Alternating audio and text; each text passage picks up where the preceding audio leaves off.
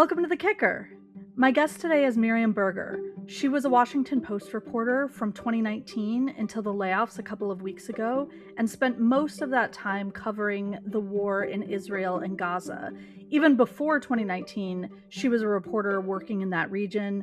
She speaks both Arabic and Hebrew, and she has some really interesting things to say about the Post layoffs, yes, but more importantly, about her experience covering that region, what it's like to cover a story when reporters were banned from traveling into Gaza after October 7th, what it was like to work with her colleagues across all of the various bureaus of the Washington Post, and what the role is of the international employees or local employees who are natives of the region who don't have the same union protections as employees of the Washington Post's mothership, but are incredibly crucial to getting the story.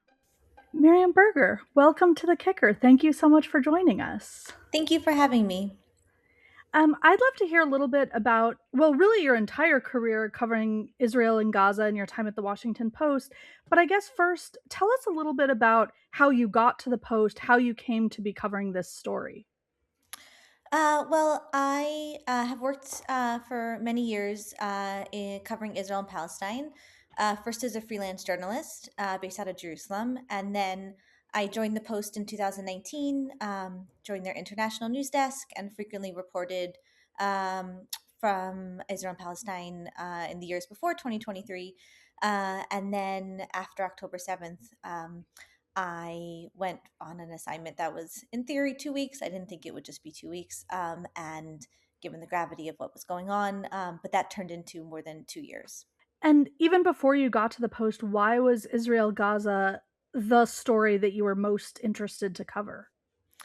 I'm drawn to it for many different reasons. I mean, I think fundamentally I care what happens to people in the region. And I think, as an American, it's a very important story to be focusing on in terms of American foreign policy, American taxpayer money. And Gaza itself, before the war felt very journalistically important to work in, I think, because we as journalists could access it when under the Israeli blockade, most people couldn't, and so it felt important to be doing that kind of work. Tell folks a little bit about what media coverage of that region was like before October 7th. I think maybe many readers' experience of it was it would pop up when there was a big story, but they weren't thinking about it all the time, most of the time. So, yeah, I would love to hear a little bit about what the media scene was like before the war really started. I think the coverage was very robust before the war. I think some people might say it was overcovered, but at the same time undercovered. There were some maybe perhaps tropes and focuses of American media coverage that missed some other stories. But there were major changes happening for both Israelis and Palestinians in terms of the political changes underway there before the war that were very significant and have come to influence what we've seen happen since. I'd love to hear a little more about those tropes and sort of where they come from and how you as a reporter, tried to do something that wasn't just reliant on those tropes. Personally, I think a lot about sourcing. I think about who I'm talking to. I think about what what the power dynamics are. Mm. I look at the sourcing in other people's stories and analyze that. So I think a lot about who we're talking to and whose stories we're telling. And personally for me, I'm very drawn to stories that convey the human toll of the decisions that politicians and people with power make. And so those are stories that I personally just gravitate more towards. I think that American readers seem to show a lot of interest often in like the ins and outs of Israeli politics. I think there's also a lot of interest in what happens to Palestinians, and increasingly so. And so, I think there was always stories happening there, different, for different audiences and different dynamics. And so, at least when I was a freelancer, I could always find a story that I was personally interested in telling, and that readers were interested in reading. So October 7th happens, you get sent to Jerusalem for what is supposed to be 2 weeks, although you don't believe it's going to be 2 weeks. What was on your mind in terms of what kind of story this was likely to turn into in the immediate aftermath? In the beginning, it was just like we didn't sleep, we didn't eat. We just worked and just covered the news as it unfolded and tried to stay abreast of that. While obviously, trying to understand and anticipate what might come next. Um, I think everyone knew that this was going to be a war unlike no other there. And so, just in terms of the human toll, and for me, that's something really important to keep a reporting focus on, that it was just going to be like something else we hadn't seen before, and that's ultimately how this war has proceeded. And what were the Washington Post's reporting resources like before October 7th, and how did they shift in the immediate aftermath of October 7th, but then over the duration of the war so far? It was a pretty standard bureau, in terms of Israelis, Palestinians, and internationals. Working both in the occupied territories and in Israel. When the war began, very clear. It was very clear early on that like we were going to need more resources, because the pace of news was just wild. And the challenge in particular for covering Gaza was immense. The real media heroes of this war are the Palestinian journalists. Those inside the strip who have continued working while under the line of fire, and those outside who have continued working despite everything that their families are facing, and the destruction of a place that they hold dear. And so so much of what we Western media really has depended on their expertise, on their networks, on their insights, on their reporting to get the news to readers. So I was really, lucky to work with some of the best, journalists. Our colleague who was initially, from Gaza and initially there, Hassan Balusha, photographer, Louay Ayoub, a Gazan journalist, Hajar Harb, who unfortunately passed away from cancer in May. More recently, Saham Shamalach, and then also our colleagues in different bureaus. So in Egypt, and in Lebanon, they really stepped up and were a big part of our Gaza coverage as well. So we really worked hard to build a really strong network, in Gaza and in Israel, of sources that we could turn to, and continue to stay abreast of news. And it was hard to turn away for a day, let alone like take a vacation, because you just felt like if you didn't like constantly stay abreast of the news, that you missed so much happening. And just staying in touch with people as they were constantly on the move, constantly in and out of networks, was a real challenge. I mean, it's unmatched. I should stress again that Israel has banned journalists from independently reporting in Gaza, at international journalists, and this is unmatched in history. The amount of time that we have been banned from a conflict zone for journalists, and it creates these immense reporting challenges. Yeah, so for people who don't know how international bureaus work, can you explain a little more how it works to be based in Jerusalem, to be reporting on the war in Gaza, but be unable to get there, and how you go about reporting a story? I mean, it's a bit of a weird disconnect, I will be honest. But I mean, you do what you got to do to cover the news, and what's happening. But you're just constantly staying in touch with people by WhatsApp, by phone calls, by Instagram, Facebook. Um, Constantly checking in with sources. Again, the work of our local colleagues is so critical. So many times, They would share a number for someone to call, and I would, tell that person, so and so gave me your number, and that immediately would open the door to a lot of, based on the trust that they had built, with people over their years of reporting, would enable me to be able to, talk to them and gain their trust. And so it was a lot of just trying to tap into different networks. And there's lots of challenges. You try and talk to everyone. So, of course, we always turn to the Israelis and try and get comment. There's a lot of challenges reporting, that of groups that are hard to access. Like um, Hamas fighters are, there's no one to turn to for comment for them. So, there's a lot of different various difficulties that you have to manage. But again, our job is to sift through, as I kind of say, the noise and have an accounting of what happened that day or in the event that you're writing about. Hmm. It's also perhaps a uniquely difficult story to cover in terms of public perception because it's one of those issues, or many of those issues, that so many people have exceptionally strong feelings about. And people on every side are always going to be upset about your coverage, right? No matter how fair you are. Um, could you talk a little bit more about that kind of burden and responsibility when reporting on that story in particular? I think we try, you try and cover Israel Palestine like any other place. You write what you find out, you talk to as many people as you can, you accurately and unflinchingly cover the news and, report on who's accountable for what.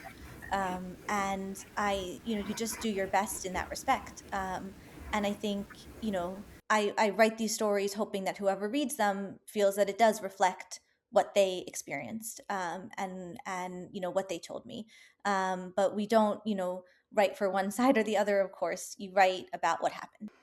You mentioned getting a lot of support from your colleagues in other bureaus, as well as your colleagues in Gaza and other parts of Israel.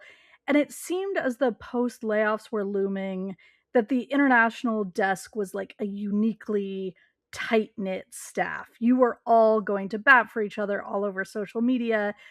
So, can you talk a little bit more about the composition of that international staff and what it was like to work across the world with all those folks?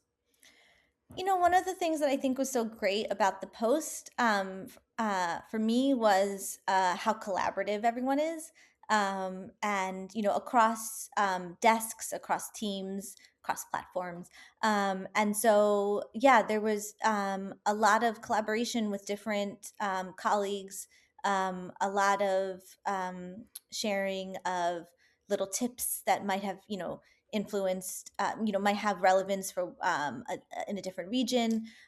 Just a lot of, I was always reading my other colleagues' stories also and like getting ideas about oh, that was raised there. I wonder how this applies here. So I think, we had uh, just some of the best journalists working in regions that they knew really well and cared about and were doing really good reporting in. How did that make your work better?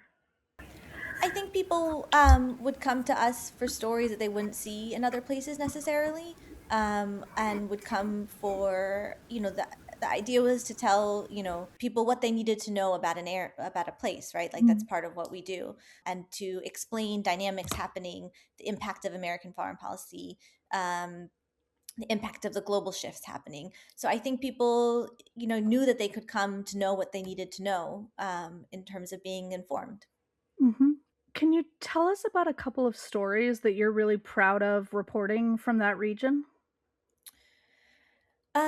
Yeah, one was about the killing of Hind Rajab in late January 2024. That was a story that my colleagues and I, across the international desk and the visual forensics team, spent months putting together. Hind was a little girl who fled Gaza City with her uncle's family. Um, they got caught in the line of fire of an Israeli tank. Hind survived, got on the phone with the Palestinian Red Crescent in Ramallah, pleaded for hours for someone to come and save her. The Red Crescent worked tirelessly to try and coordinate with the Israelis to get ambulances there. Finally, the ambulances were on the way. They got hit about 10 days later, emergency services were able to reach the area, and they found the bodies of his family riddled with bullets. The ambulances were charred.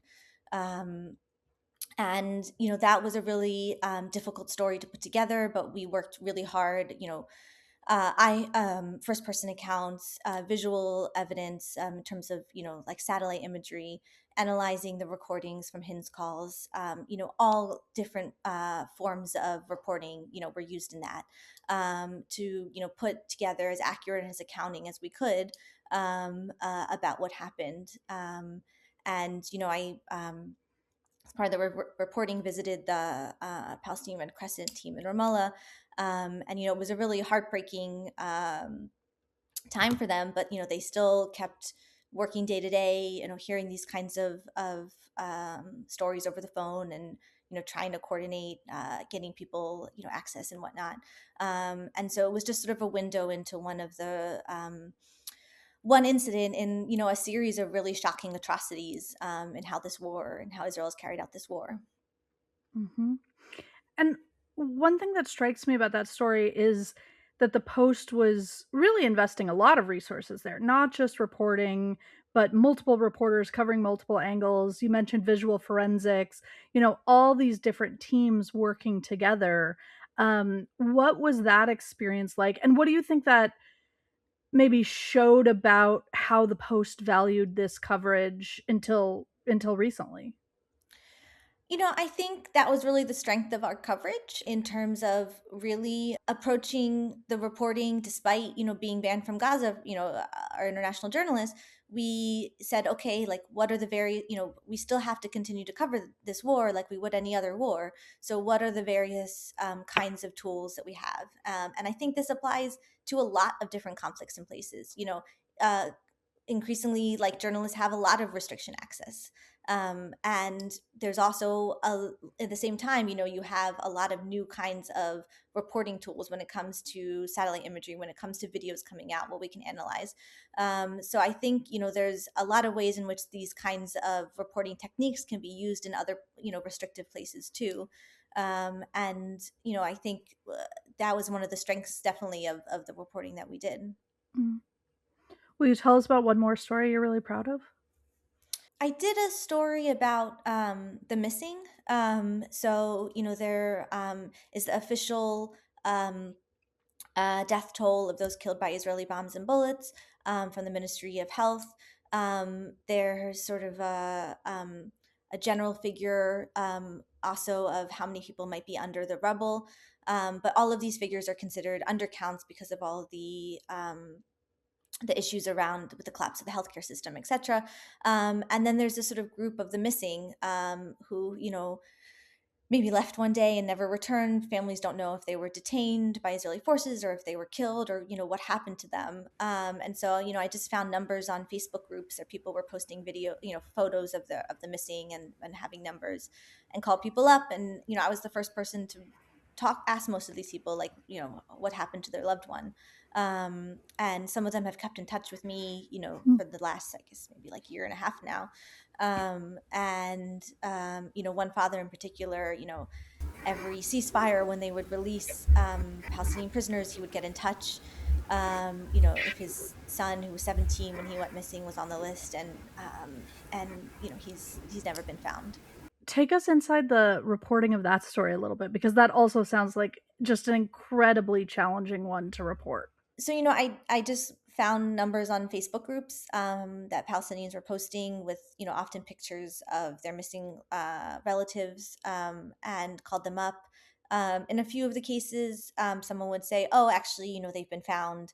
I remember one case, there was like a child who, as one family was on the move, got lost, and luckily, like, another relative had found him. Most of the time, people were often a little confused about why I was calling, wondering, like, "Oh, do I have any way of finding their loved one?" Which, unfortunately, did not. Mhm. But just, to be able to document that these cases happened, I think, is important. And it also, again, I think it's something that so many families in Gaza have faced, where the unknown is in itself, so hard to handle, and there have been so many not knowings in this war. I saw you say to NPR that the reporting experience changed after the ceasefire began this past October, and you saw it as a chance to report a lot of stories that, weren't necessarily breaking news, right? You could go a little deeper and find new angles. And I'd love to hear a little bit more. I know it didn't last all that long, but what that sort of new phase was like for you as a journalist. With the ceasefire, people were no longer, running from bullets and bombs. There are still bombings and attacks happening, but at a much lesser degree. And so, there became time for more retrospective reporting in terms of, looking back at, perhaps, events that have happened, looking forward at all the unknowns. I would say that even, people became a little more easy to reach on one hand because, again, the direct dangers were less. But I did find sort of actually in the immediate aftermath that there was sort of like a depression amongst many people. Like in a way, the not running from the immediate dangers, gave a chance for all the traumas of the last 2 years Mhm. to kind of come to the forefront. So I actually found I would, more often in that period have people say, actually, like, I don't want to talk right now, like I can't talk. But that said, the ceasefire also opened all these new questions about the future governance of Gaza, about the future role of Israel and the military there, about Gaza's reconstruction and who was going to be part of it, who was going to financially benefit.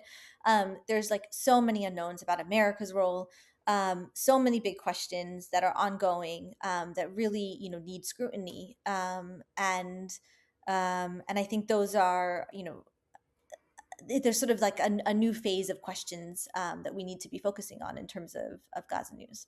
Mhm. So the international desk was functionally dismantled in the huge sweeping layoffs. Some say it's the biggest single day layoffs in journalism history. Your job was affected, almost all of your colleagues. Tell me a little bit about what that was like and what things have been like in the few weeks since.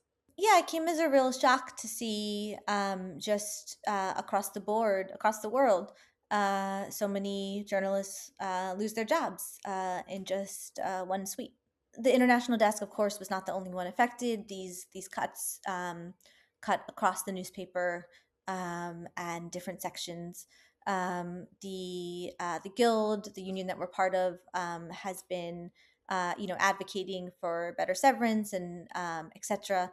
And for the rights of those of us who have been laid off. There's definitely been a solidarity amongst both the journalists who have been laid off and those who, amazing journalists who remain at the Post as well, who will, continue to do the good work that they were doing already, despite the fact that it will be that much harder in many ways. Hmm. I've been laid off so many times. So my solidarity on that front.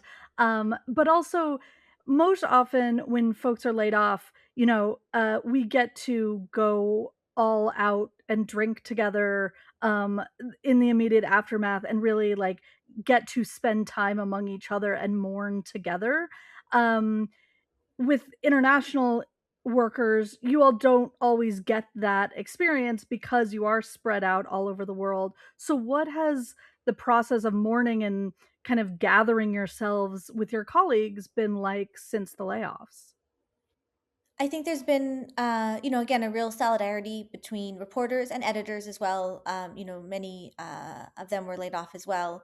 Um, and, everyone from international wants just to have the best, most robust, news coverage. That's why, you do this kind of work. I'm sure that my stellar colleagues will continue to do that, in other outlets now. It's a loss, such a loss to not have, that robust team working at the Post anymore.